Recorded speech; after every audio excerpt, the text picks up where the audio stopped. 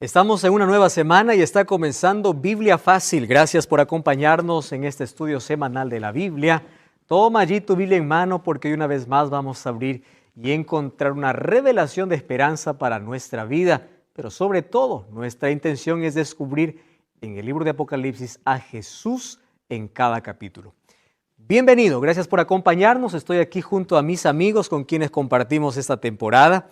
Nos da mucha alegría que podamos conocernos, que podamos conversar ahí en los pasadizos, que podamos responder algunas preguntas, pero sobre todo que estemos unidos aquí para estudiar la Biblia, ¿verdad? De diferentes países hemos dedicado este tiempo para algo que realmente va a ser recompensado y es de beneficio y bendición para nosotros. Es el hecho de poder abrir la Biblia para poder fortalecer nuestra relación con Dios y para comprender la voluntad que Dios tiene para nuestra vida, basado en su palabra. Hoy vamos a hablar sobre un tema interesante, los 144,000 sellados y la gran multitud. ¿Saben ustedes que existen diversas posiciones para algunos temas del libro de Apocalipsis? Esta, por ejemplo, tiene diversas posiciones, como las 7 trompetas, que vamos a ver después, la ramera que está en el desierto, como lo veremos también en los próximos capítulos. Hay diversas interpretaciones. Algunos piensan que los 144,000 sellados que habla Apocalipsis es un grupo de personas a quien Dios elige, Dios escoge y es un número literal. Y escuché por allá a muchos decir, yo ya no me arrepiento porque yo ya sobro, ¿verdad? Los 144,000 ya están completados, ya están completos ellos. Hay otro grupo de personas que dice que son judíos arrepentidos, que en el tiempo del fin ellos proclamarán el evangelio. Otro grupo de personas dice que este es un número simbólico y representa al pueblo de Dios a través de toda la historia. Y allí tenemos interpretaciones, simbólico, literal, más sobre todo eso. ¿Qué dice la Biblia al respecto? Ese será nuestro tema de hoy. Bienvenidos una vez más a este capítulo. Bienvenido tú que estás allí en casa.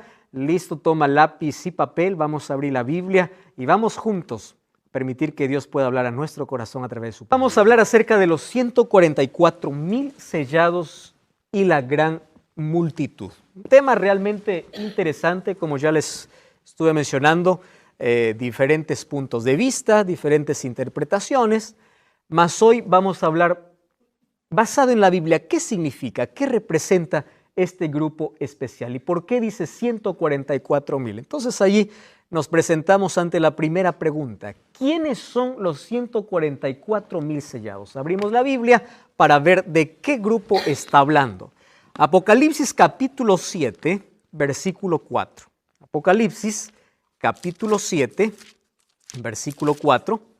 Dice allí, versículo 4, y oí el número de los sellados, 144,000 de todas las tribus de los hijos de Israel. Yo les estoy dando solamente el número, sin embargo hay un contexto que son los primeros versículos, las cuales ahora recién vamos a leer. La pregunta es, ¿quiénes son esos 144,000 sellados? ¿Y por qué 144,000? ¿Verdad? ¿Por qué ese número? Para resolver eso, vamos a ver el contexto. Apocalipsis capítulo 7, versículo 1. Felipe, ¿puedes leer el versículo?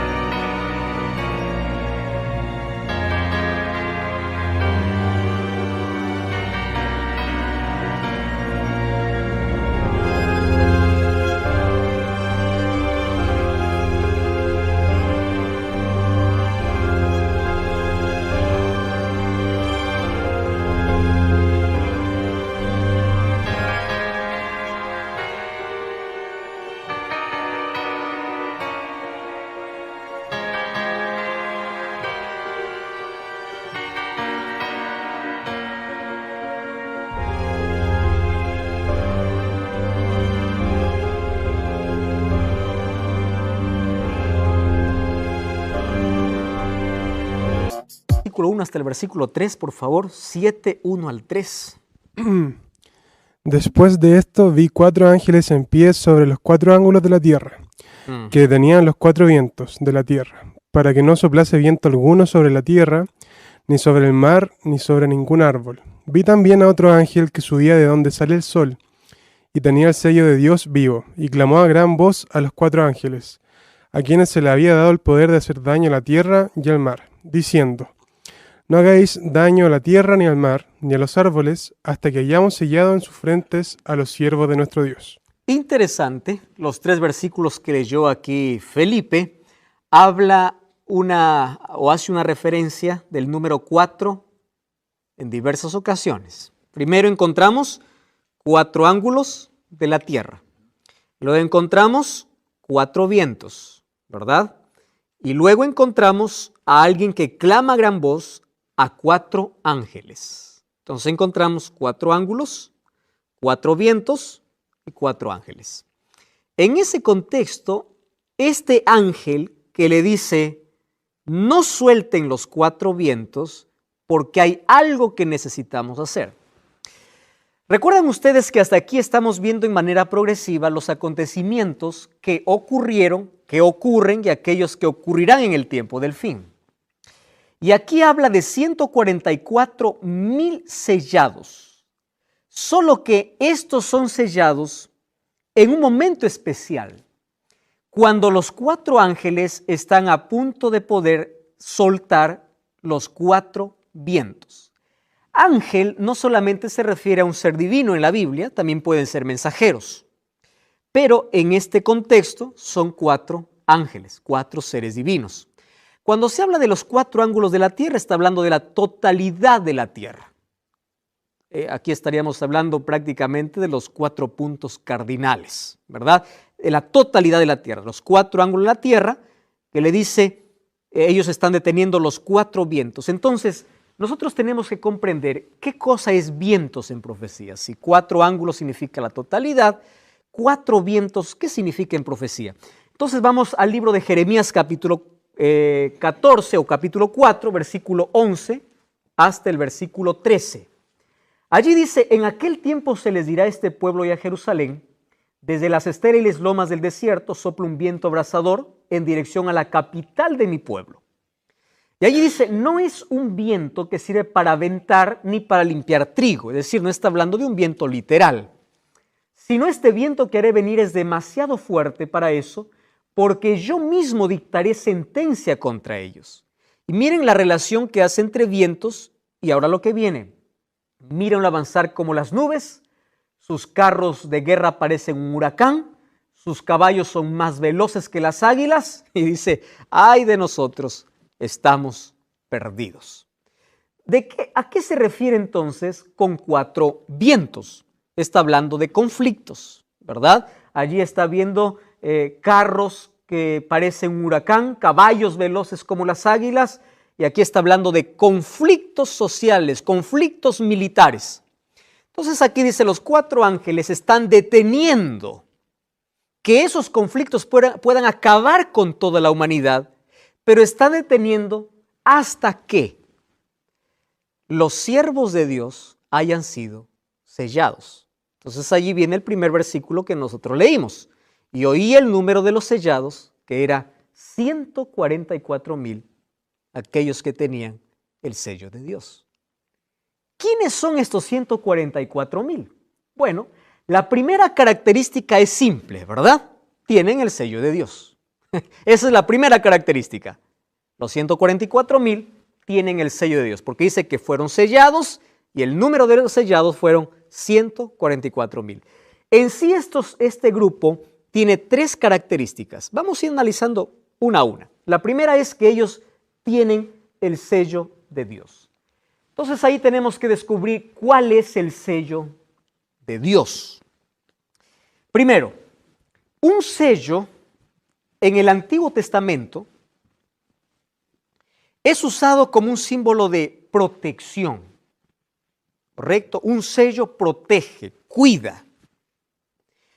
Nosotros vemos, por ejemplo, cuando Dios libertó al pueblo de Israel de la esclavitud de Egipto, allí Dios, en el último día o la última noche, que iban a pasar como esclavos, porque después iban a ser libres por el brazo poderoso de Dios, les da una orden.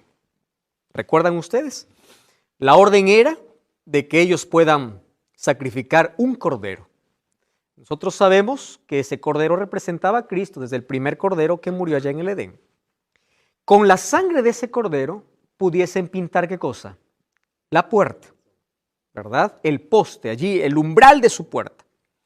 Y el ángel esa noche pasaría y si veía la sangre en la puerta, no tocaría los primogénitos de esa casa. Eso lo encontramos en el libro de Éxodo, el capítulo 12. Ahora, es impresionante que es allí donde se establece la Pascua, ¿verdad? Pascua viene del término hebreo Peshá. Peshá significa pasar por alto. ¿Qué cosa hacía que el ángel pueda pasar por alto las casas? La sangre. Ahora, desde Génesis hasta el Apocalipsis, el ser humano ha sido libre por Dios y salvo por Dios solamente por la gracia de Dios. Presten atención. Cuando Efesios capítulo 2 habla de que el ser humano es salvo por fe y gracia, nunca el pueblo de Dios ha sido salvo de una manera en un lado y de otra manera en otro lado. En toda la historia el ser humano ha sido salvo por gracia y por fe. Ahora les explico cómo funciona aquí la fe y la gracia. La gracia es que la sangre les protegía. ¿Qué cosa tenían que hacer ellos para librarse de la muerte? Colocar la sangre. El hecho de matar un cordero, ¿qué cosa era? Fe. Porque yo puedo decir, ¿por qué la sangre de un cordero? Yo puedo colocar la sangre de una gallina, ¿verdad? Puedo colocar la sangre de cualquier otra cosa. ¿Por qué de un cordero? Solo que las órdenes de Dios son claras, ¿verdad? Son claras. Un cordero, la sangre de un cordero. Ahora, fíjense aquí. Fe me lleva a obedecer las instrucciones que Dios tiene para mí. Es decir, pregunto aquí, ¿qué me salva? ¿La obediencia o la gracia? La gracia. Pero para ser salvo por la gracia, yo necesito de fe. Ustedes recuerdan a quién se les llama el padre de la fe. Abraham, ¿verdad? Amigo de Dios, me encantan esos dos títulos, ¿verdad? Amigo de Dios y padre de la fe. Padre de la fe. ¿Qué hizo Abraham para ser padre de la fe? Aparte de que caminó con Dios, aparte de que experimentó la gracia de Dios. Cuando vemos Hebreos capítulo 11, allí en la galería de los hombres de fe, todos aquellos hombres aparecen allí no por sus grandes méritos o hazañas, sino porque Dios actuó en ellos. Es su gracia. Solo que la obediencia les tornó ¿qué cosa? En hombres de fe. Dame tu hijo, te doy mi hijo. Haz esto. Caín, ¿por qué se le contó por fe? Porque presentó lo que tenía que presentar como ofrenda. Abel. ¿Y por qué Caín no? Porque Abel presentó algo que no se le había pedido. Él quiso dar lo mejor de sí. Dios no pidió eso. Es decir, cuando hablo de fe, no se trata de que yo dé lo que yo quiero, sino lo que Dios me pide. ¿Se comprende ese asunto? Ahora, fíjense, el sello de Dios para los israelitas era esa sangre, es la sangre del cordero. Es decir, ese sello les protegía. Eso era símbolo de protección para ellos. Ahora, Ezequiel capítulo 9 encontramos, hay otros ejemplos también cuando habla de sello en la Biblia.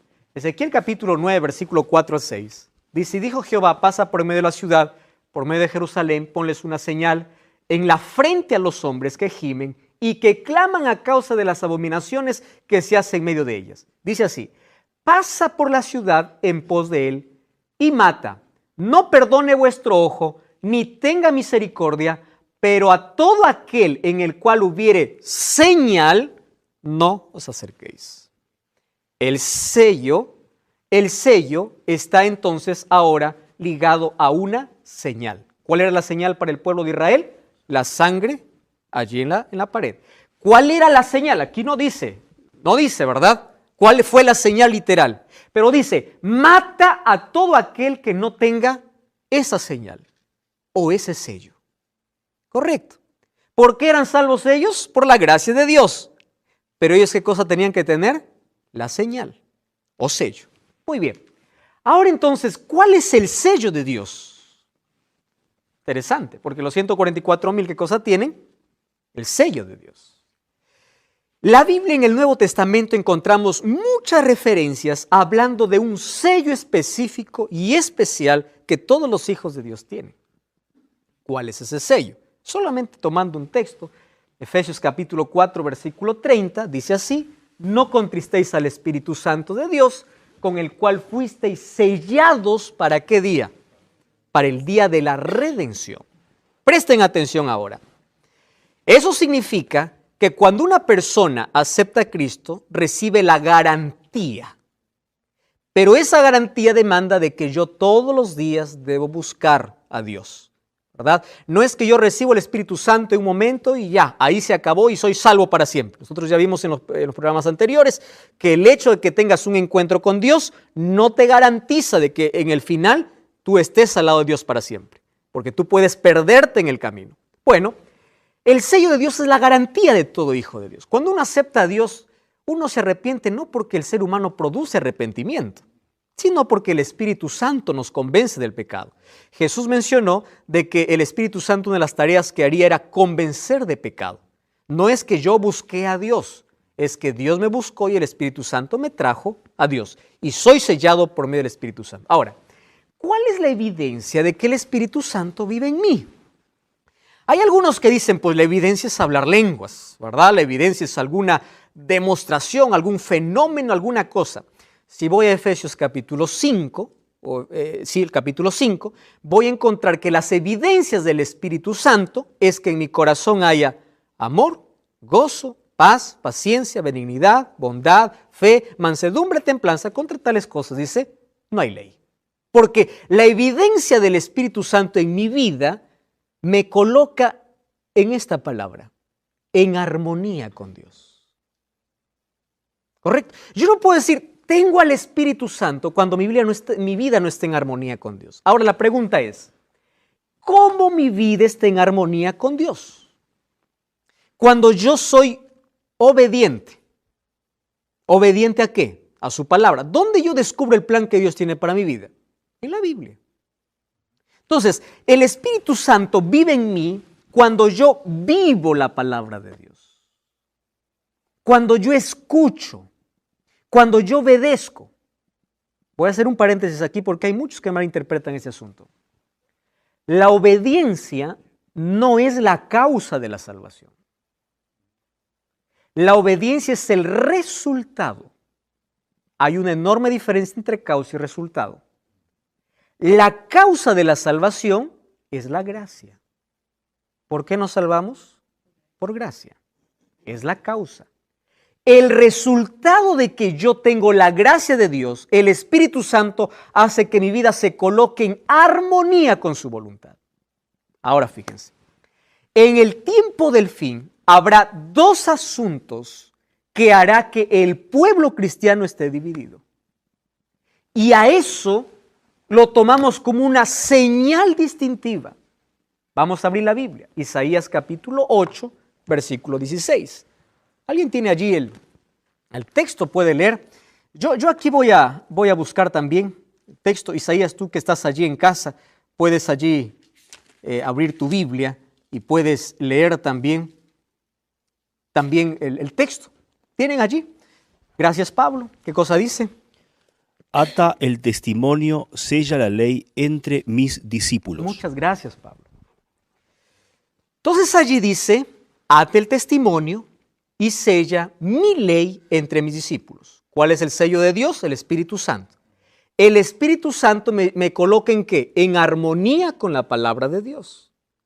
Cuando hablamos de ley, estamos hablando de la instrucción completa de Dios. ¿Correcto? Instrucción completa. Ahora, fíjense una cosa. Desde tiempos muy antiguos, un sello siempre ha tenido tres características fundamentales: nombre, cargo, función y jurisdicción. Tú quieres colocar un sello, está tu nombre, ¿no? Tu cargo, quién eres y cuál es tu jurisdicción. Isaías dice, ate el testimonio y sella, coloca como un sello mi ley entre mis discípulos. ¿Correcto? Entonces, si el Espíritu Santo me sella, quiere decir que me pone en armonía con Dios, con su palabra y su ley. ¿Correcto? Porque su ley está dentro de su palabra. Muy bien. Entonces, vamos a buscar dentro de la ley, algunos piensan que la ley fue abolida, si hay alguien que tenga esta característica. Yo tengo aquí una Biblia que es muy conocida por muchos, que es una Biblia versión latinoamericana. Me encanta porque esta Biblia tiene un lenguaje muy claro. Me encanta esta versión. Vamos a Éxodo capítulo 20. ¿Les parece? Porque la ley de Dios, escrita por el dedo de Dios, está en Éxodo capítulo 20. Tú que estás allí en casa, puedes tomar también tu Biblia, no importa la versión que puedas tener. Yo elegí esta versión. Ahora, esta versión te repito, es tan clara, por eso me encanta. Miren, versículo 1. Dios dijo estas cosas, estas palabras, dice: yo soy tu Dios que te saqué de Egipto, de la tierra de esclavitud. ¿Correcto? ¿Qué dice el versículo 3? No tendrás otros dioses fuera de mí. Yo estoy leyendo esta versión, puede ser que varíe aquí algunas palabras con las que usted está leyendo, pero me encanta esta versión porque es bien clara. Número 2. No te harás estatua ni imagen alguna de lo que hay arriba en el cielo, abajo en la tierra, debajo de las aguas de la tierra. No te postres a esos dioses ni les sirvas, porque yo soy tu Dios. Vamos al versículo 6 o al versículo 7. No tomes en vano el nombre de Jehová tu Dios, porque no dejará sin castigo aquel que tomare su nombre en vano. Versículo 8. Acuérdate del día sábado para santificarlo. Trabaja 6 días y en ellos haz tus faenas. El séptimo día es descanso consagrado a Jehová tu Dios. No trabajes ni tú, ni tu hijo, ni tus hijas, ni tu siervo, ni tus animales, ni forasteros. Porque en 6 días hizo Jehová el cielo y la tierra, el mar, y todo lo que en ellos hay. Y el séptimo día descansó. Por eso Jehová bendijo el día sagrado. Respeta a tu padre y a tu madre, no cometas adulterio, no mates, no robes, etc. Presten atención acá. Yo tengo esta Biblia, pero también tengo aquí en mi mano un libro que ustedes conocen perfectamente, y es el libro Catecismo, ¿correcto?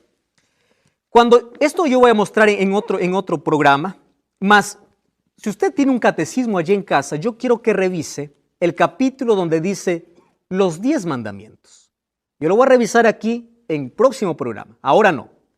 Pero allí usted se va a dar cuenta que el catecismo muestra 2 tablas diferentes. La primera como está en Éxodo y la otra como la iglesia cree que es. ¿Sabe qué cosa es lo que me sorprende? Es un asunto. Y yo quiero esto hablarlo con todo mi corazón y con tanta sinceridad, tanta tristeza al mismo tiempo. La gente no está en contra de la ley de Dios. Eso es mentira cuando alguien dice yo no creo en la ley de Dios, que la ley de Dios fue destruida. Eso no es verdad. Porque si la ley de Dios fuese destruida, entonces matar, robar, adulterar es permitido, porque eso es la ley de Dios.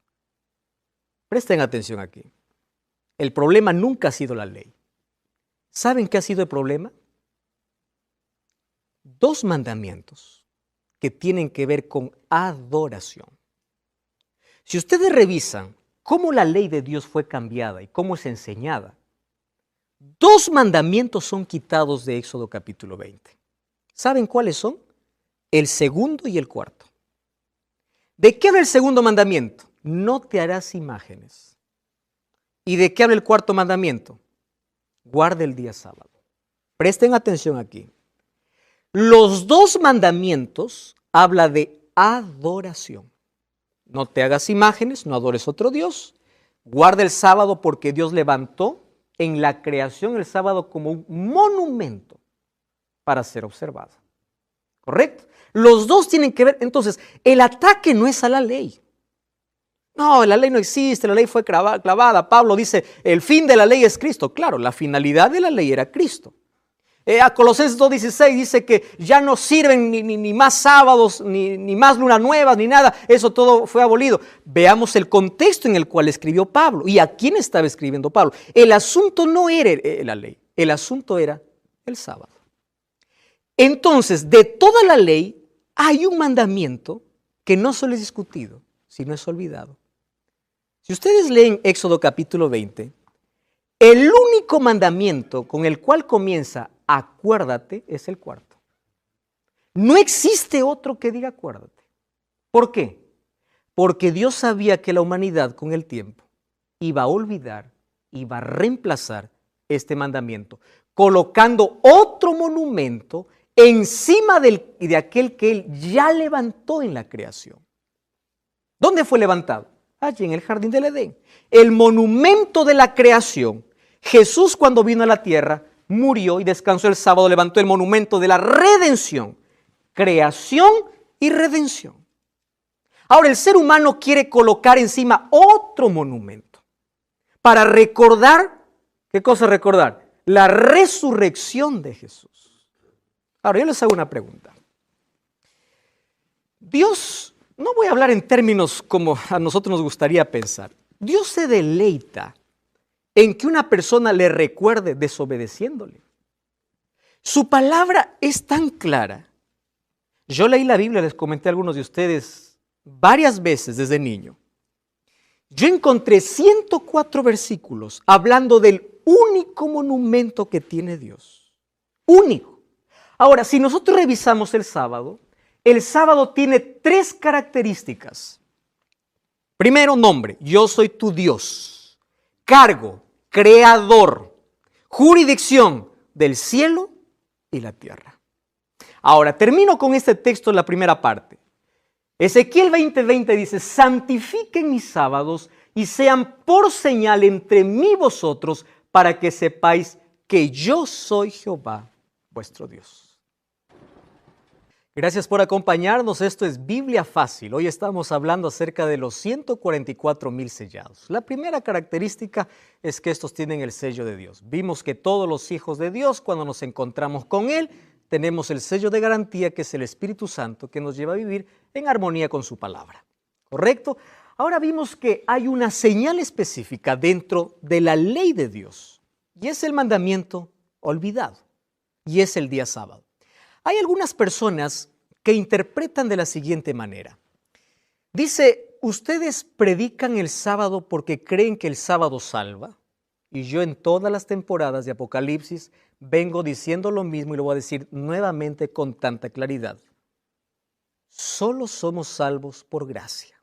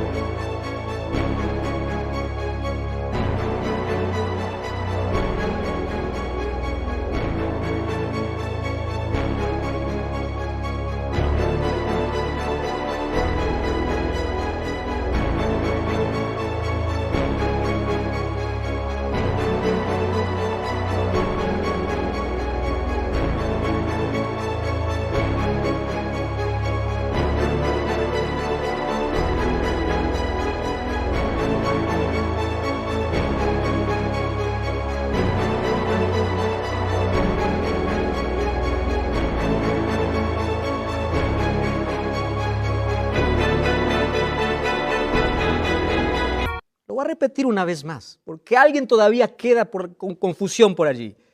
La salvación es por gracia. La obediencia no es la causa, es el resultado. Cuando Dios coloca su espíritu en mí, me lleva a vivir en armonía con su palabra. Me lleva a ser obediente a su palabra. Luego nosotros vamos a ver cómo es que llega el otro día a la historia del cristianismo. Y allí Pablo tiene una pregunta interesante que luego vamos a responder. Ahora fíjense, aquí Dios dice a su pueblo y dice, santifica mis sábados y sean por señal entre mí y vosotros. No está colocando ya ahora toda la ley, sino un día. Ahora, vamos a abrir la Biblia, ¿les parece? El libro de Mateo capítulo 5, versículo 17 es un texto muy conocido. Cuando dice, no piense, Jesús está diciendo que yo vine para anular la ley. Cuando habla de la ley está hablando de todo el testimonio del Antiguo Testamento, de la Torá específicamente, o los profetas. No he venido para anularlos, sino para cumplirlos. Les aseguro que mientras existe el cielo y la tierra, ni una jota, ni una letra, ni una tilde de la ley desaparecerá hasta que todo se haya cumplido. Vamos a Santiago capítulo 2. ¿Les parece? Santiago está en el Nuevo Testamento. Santiago capítulo 2, versículo 10. A mí me encanta el libro de Santiago. Es un libro muy claro para poder comprender de una manera tan simple. Santiago capítulo 2, versículo 10. ¿Está bien? Santiago 2:10 dice así: cualquiera que guarde toda la ley, pero ofende en un punto, se hace culpable de todos. Bueno, pero aquí uno puede decir, bueno, aquí está hablando de la ley en general, está hablando de toda la instrucción. Lea el versículo 11. Porque el que dijo no cometas adulterio, también ha dicho no matarás.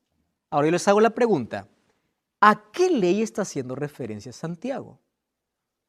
A la ley de Dios.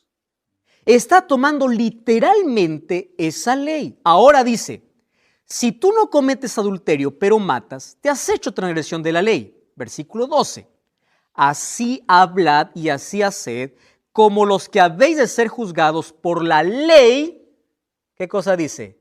De la libertad. ¿Quién te dijo que la ley es esclavitud? La ley es un cerco protector. Protege tu familia y protege tu relación con Dios. Los 4 primeros mandamientos demuestran tu amor a Dios. Por eso Jesús dijo, la ley se divide en 2.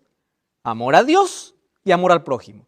Porque los 4 habla de mi relación con Dios, mi amor a Dios. Y los otros 6, protege mi familia. No cometerás adulterio, honra a tu padre y a tu madre. Protege las relaciones. Entonces, somos salvos por gracia, pero juzgados por la ley. Qué interesante lo que está diciendo aquí la Biblia. Ahora, si nosotros vamos a Romanos 3:31, allí Pablo es claro. Vamos a leer, ¿les parece? Romanos capítulo 3, versículo 31. Pablo habla mucho acerca de la ley. Romanos capítulo 3, versículo 31. Él dice así, miren. Luego pues, por la fe invalidamos la ley. Y él dice, de ninguna manera, ni siquiera se hable. Más bien estamos confirmando. ¿Pablo está hablando de una salvación por ley? No, de ninguna manera. ¿De qué está hablando? De fe.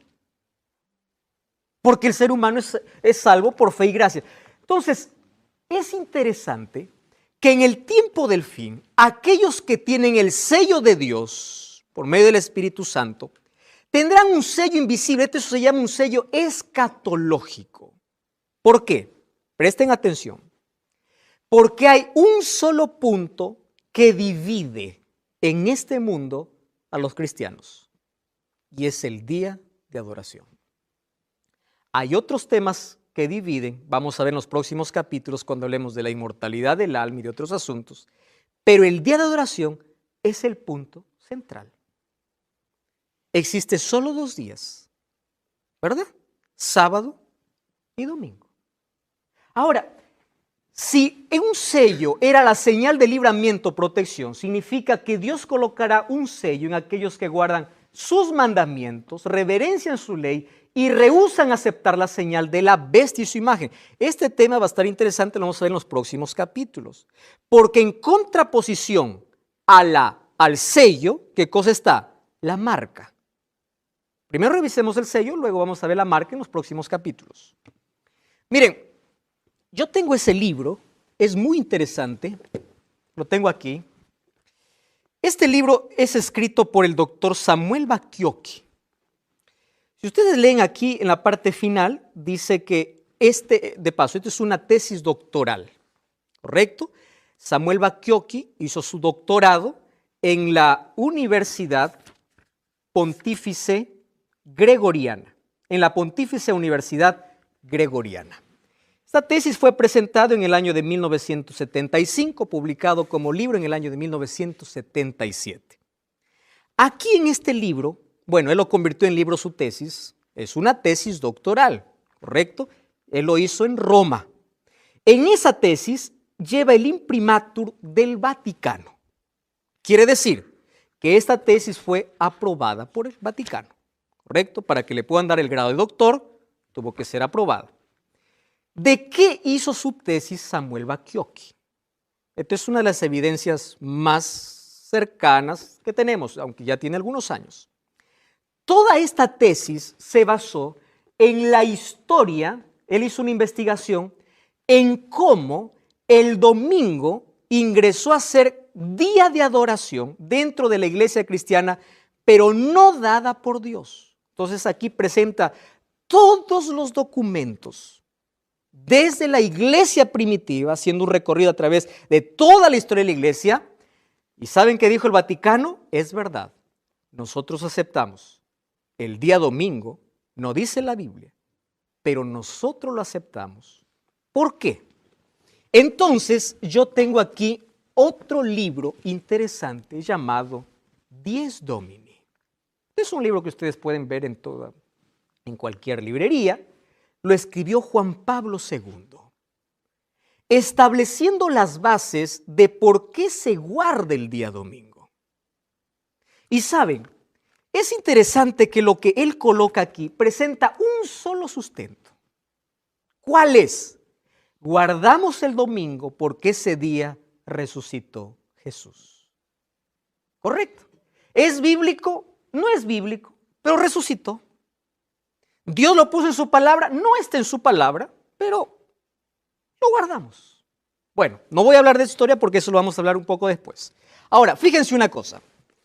Si aquí en esta tesis doctoral que fue aprobada, donde el domingo ingresó al pueblo o a la iglesia cristiana, no como una orden divina, sino como una tradición humana, y aquí él dice que la única razón por la que se guarda el domingo es la resurrección de Cristo, yo tengo dos respuestas. Vamos a la Biblia, ¿les parece? ¿Es bonito que nosotros podamos tener un monumento de la resurrección o no? Claro, porque celebra la victoria del cristiano. Vamos a Romanos capítulo 6. Romanos capítulo 6. Versículo 1 al 4. ¿Qué pues diremos? ¿Perseveraremos en el pecado para que la gracia abunde? De ninguna manera.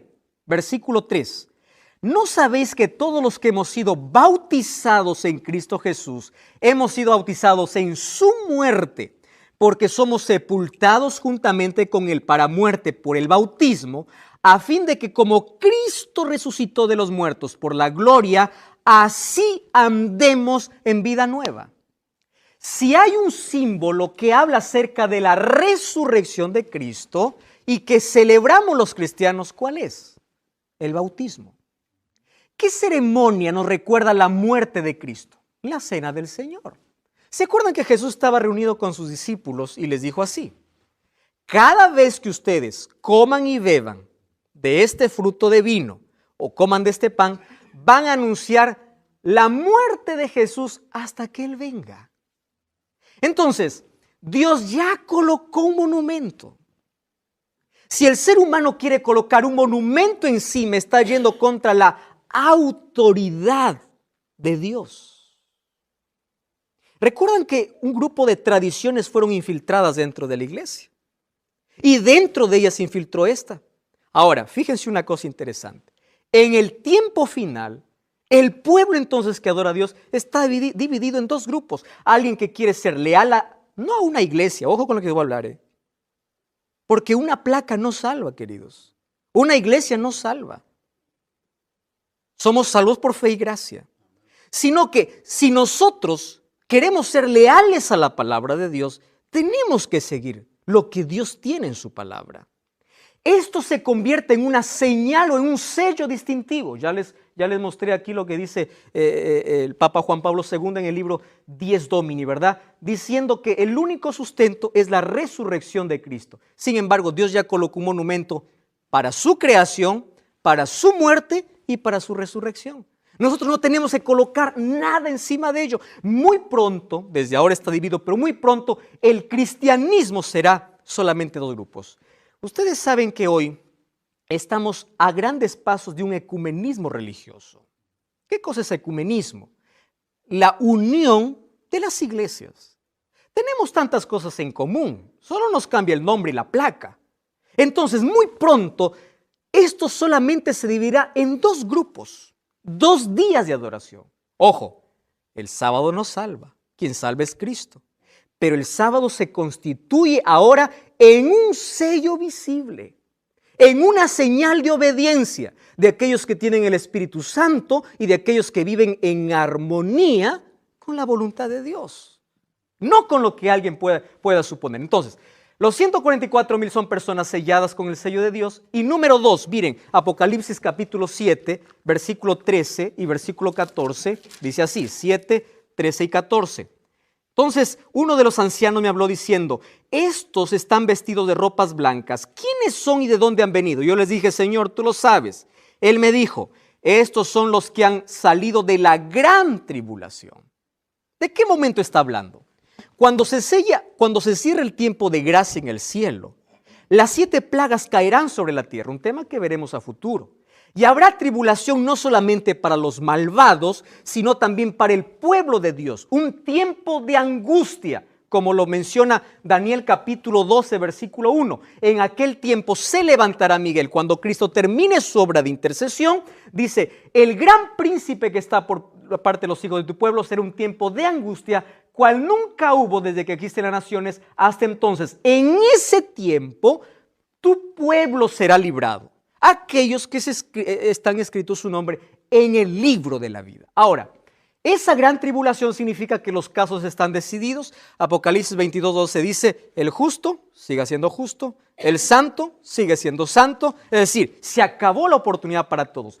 Jeremías capítulo 30, versículos 5 al 7, habla acerca de la angustia de Jacob. Una angustia mental. Jacob, cuando supo que Esaú estaba viniendo, él tenía miedo perder su vida. Número 2, el temor que él tenía era por si su hermano le habría perdonado o no. La angustia que pasarán los hijos de Dios se refiere a esa angustia mental. Pérdidas materiales, ellos están escondidos porque nuevamente vendrá opresión, así como hubo en el pasado para el tiempo final, por ser fieles a Dios. Y la angustia mental por saber si todos sus pecados también han sido perdonados. Ahora, lo que más me encanta es el versículo 14. Miren lo que dice. Y yo le dije, Señor, tú lo sabes. Estos son los que han salido de la gran tribulación y han lavado sus ropas en